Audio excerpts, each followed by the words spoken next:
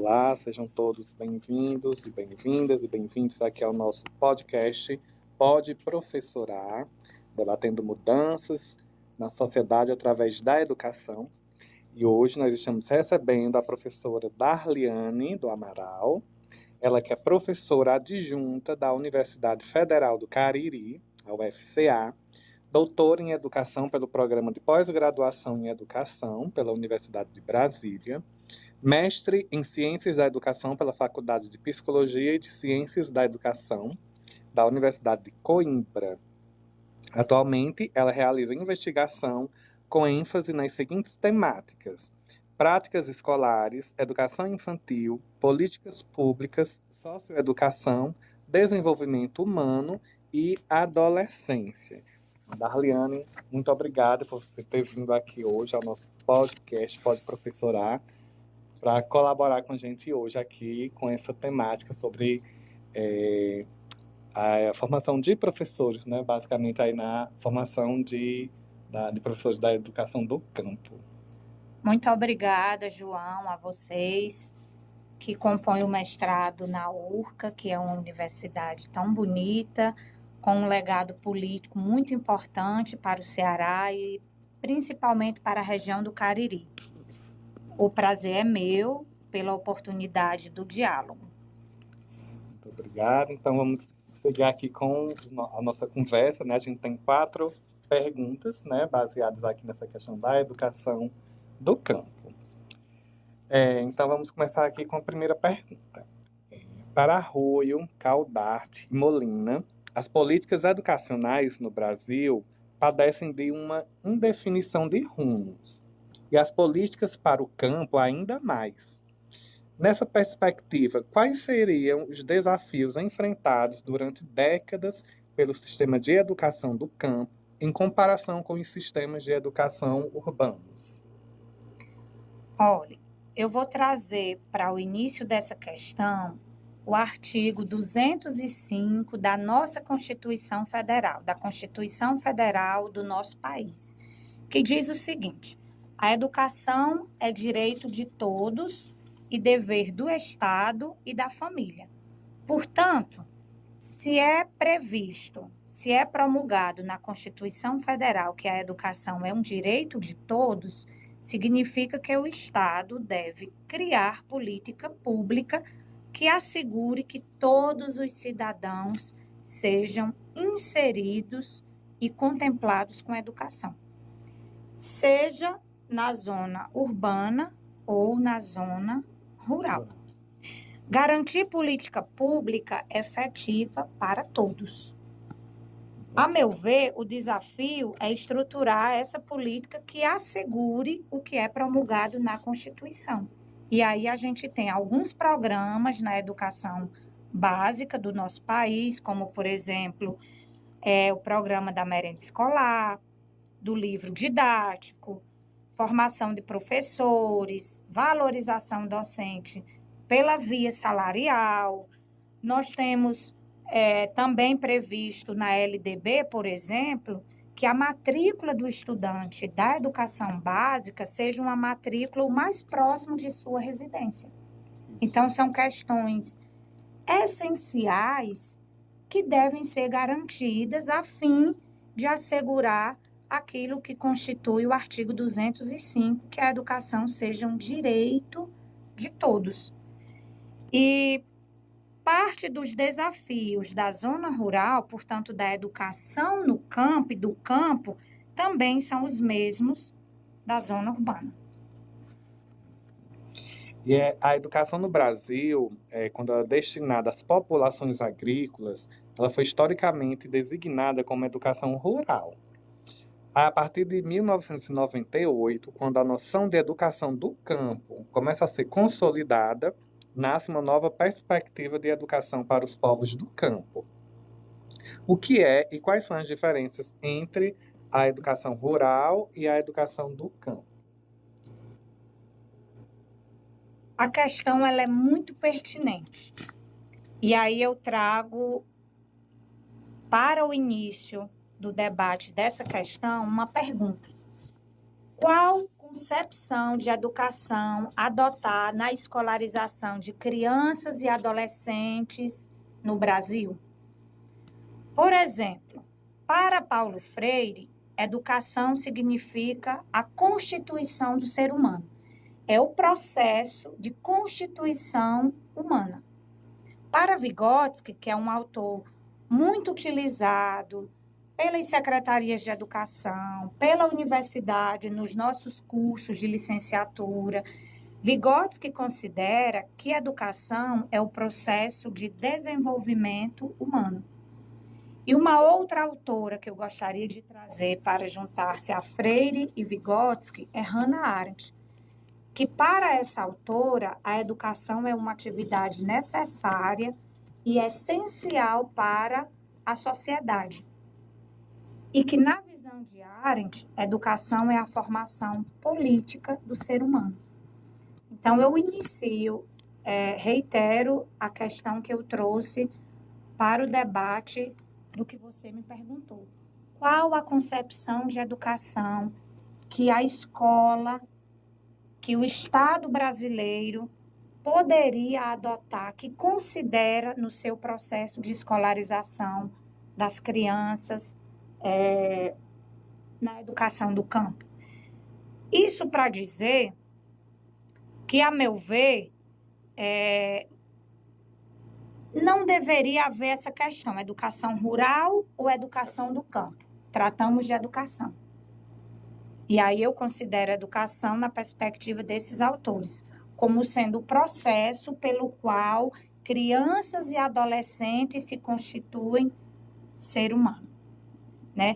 Será que o modo como está organizada a nossa educação brasileira, a nossa escola, será que a proposta de escolarização possibilita formação humana?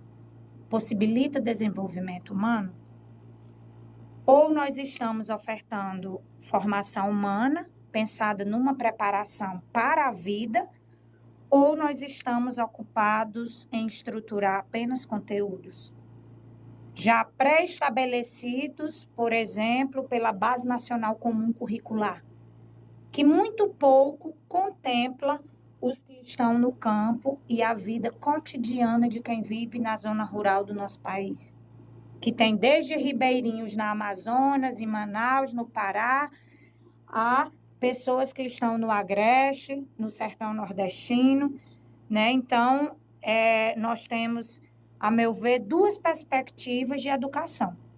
Uma que é a que Paulo Freire proclamou, de uma educação que deva ser um processo de constituição humana, de emancipação do ser humano, de consciência da realidade na qual ele vive. Se ele vive no campo, ele tem que ter uma educação para a conscientização do campo, da zona rural, do ambiente em que ele vive. Ou nós temos hoje a predominância de instrução para conteúdos das avaliações e das provas que contemplam escolas nota 10, ranqueiam escolas por avaliações e por estatísticas. Baseada em números, né? Querem colocar a educação resumida em números, né? E aí fica realmente complicado realmente ter essa concepção de educação realmente que a gente quer aqui para as nossas escolas, né? Então, a escola do campo se desenvolve a partir de um projeto educacional proposto pela classe trabalhadora, baseado na materialidade da vida de suas educandas e educandos. Essa proposta deve ser única para todas as escolas ou deve existir uma proposta educacional específica para as escolas do campo? Olha, eu vou trazer novamente a legislação, porque o meu posicionamento, ele é muito crítico à escolarização que nós fazemos hoje. E aí eu contesto aquilo que nós temos promulgado nas nossas legislações e que delineiam a educação brasileira. No artigo 28 da Lei de Diretrizes e Bases da Educação Nacional, diz o seguinte: prevê que na oferta de educação básica para a população rural, os sistemas de ensino promoverão as adaptações necessárias à sua adequação às peculiaridades da vida rural e de cada região. Diz mais, que os conteúdos curriculares das escolas do campo, das escolas em zona rural, esses conteúdos e metodologias devam ser apropriadas às realidades e interesses dos alunos da zona rural. Por exemplo, também é previsto no artigo 28 que haja, quando for necessário, a adequação do calendário escolar em face do ciclo agrícola e das condições climáticas dos estudantes que estão na zona rural, seja por enchentes, por secas, seja por safras do caju, do algodão, né, dentre tantas outras safras que nós temos, próxima aos estudantes que estão nessa escola do campo.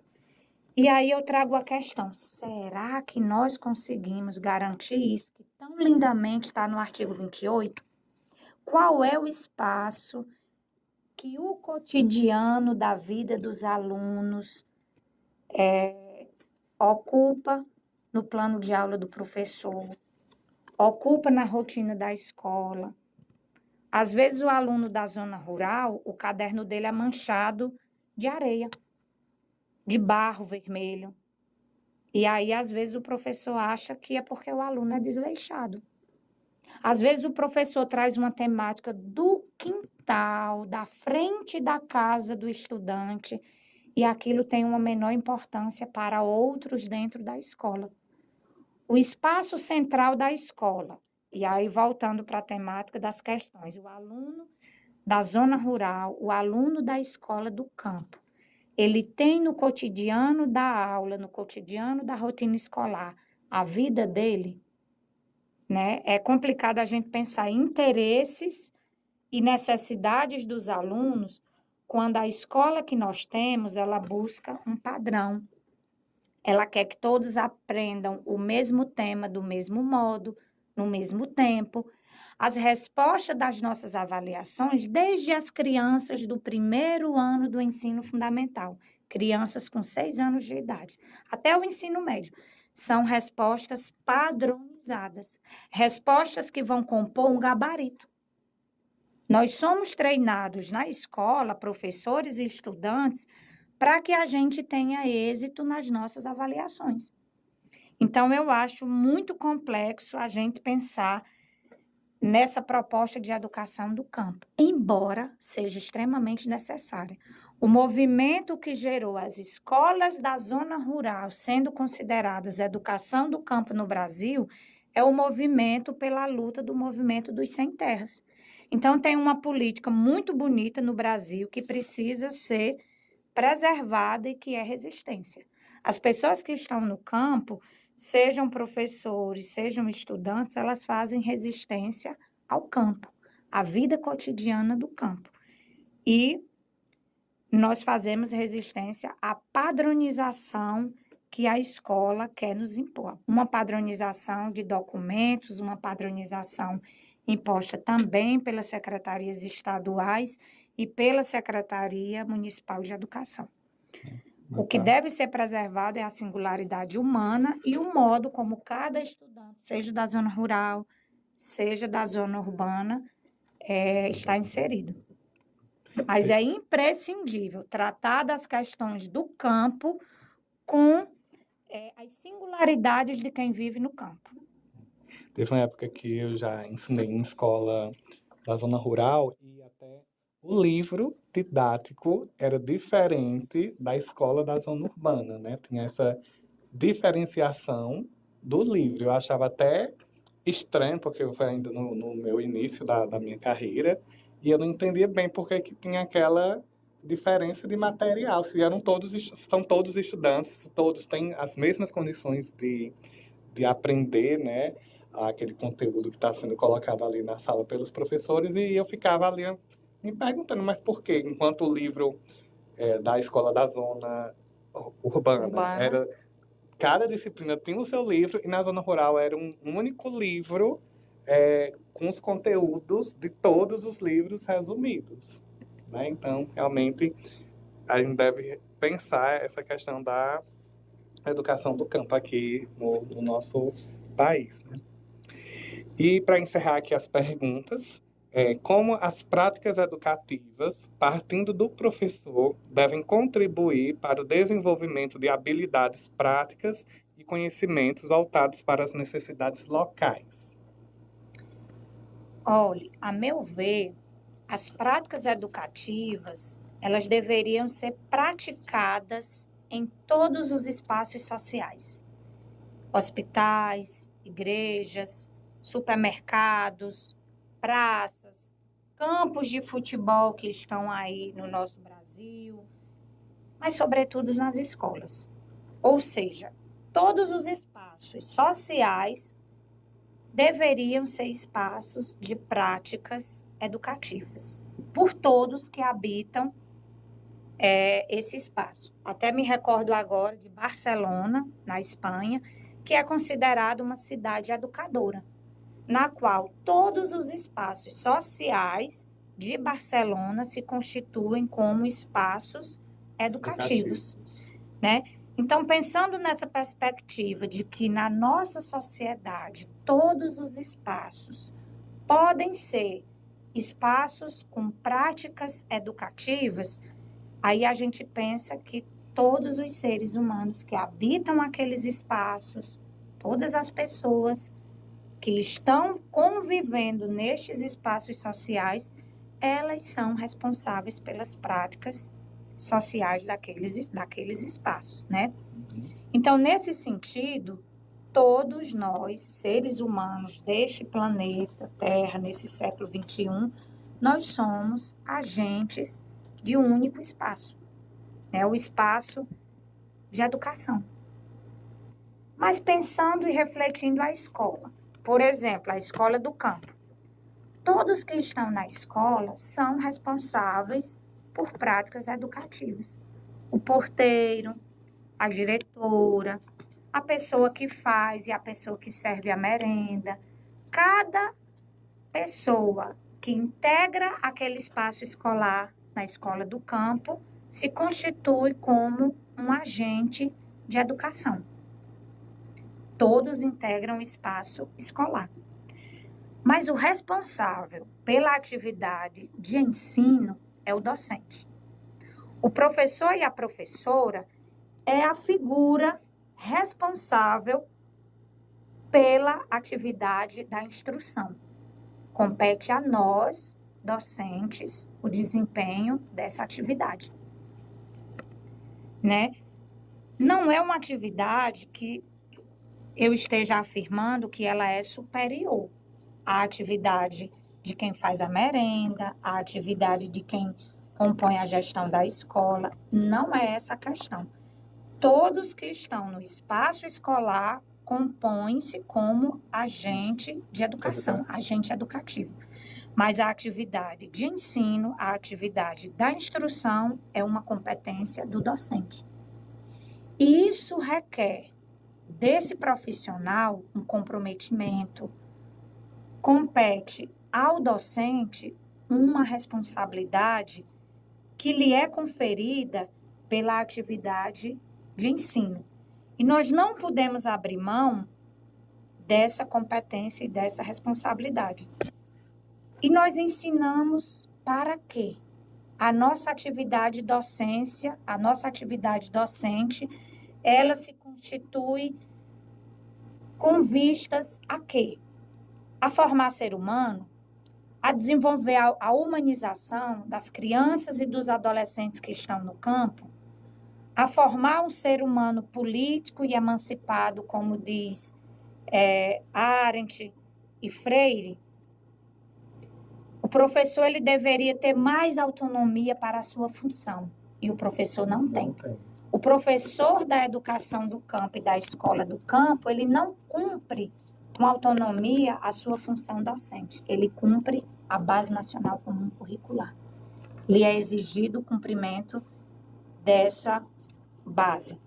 Por exemplo, nós temos hoje no Brasil licenciatura em educação do campo. Há 3 universidades que são pioneiras nesse movimento de criação da licenciatura em educação do campo, que é a Universidade de Brasília, a Universidade Federal de Minas Gerais e a Universidade Federal do Pará. Essas universidades, elas elevam a educação do campo para o patamar que a educação do campo deveria estar.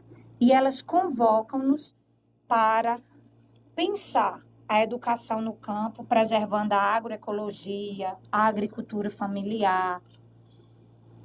E, portanto, o debate é importantíssimo, é necessário, e a gente precisa pensar uma educação que seja voltada para pensar a nossa vida humana no mundo em que a gente tem, com os problemas que nós temos e com as condições que nós temos, né? Eu quero agradecer, por fim, ressaltar alguns autores que são os baluartes no Brasil e que elevam a necessidade de pensar a educação do campo, como, por exemplo, nós temos Mônica Molina, que é uma professora na Universidade de Brasília, uma professora que promoveu escritas e reflexões e que pauta a educação do campo hoje no Brasil. É por muito do pensamento de Mônica Molina, juntamente com Edgar Colling, Caldarte, Miguel Arroio, Gaudêncio Frigoto, dentre tantos outros pesquisadores brasileiros que pensam e refletem a necessidade da gente pensar a educação do campo. Então, muito obrigada pela oportunidade. Estou aberta para o diálogo em outras plataformas e também presencialmente em outro momento. Muito obrigada. Parabéns pela pertinência do tema e pelas questões bem elaboradas e críticas. Muito obrigada. A gente que agradece, Darliana, a sua presença aqui no nosso podcast, Pode Professorar, né? Nessa temporada falamos sobre a educação do campo, né? E obrigado a vocês que estão em casa nos ouvindo, né? E que continue aí a nos seguir, né? Nos ouvir e passar para os seus amigos, compartilhar, né? O nosso canal do Pode Professorar. Muito obrigado a todos e a todas e até o nosso próximo encontro.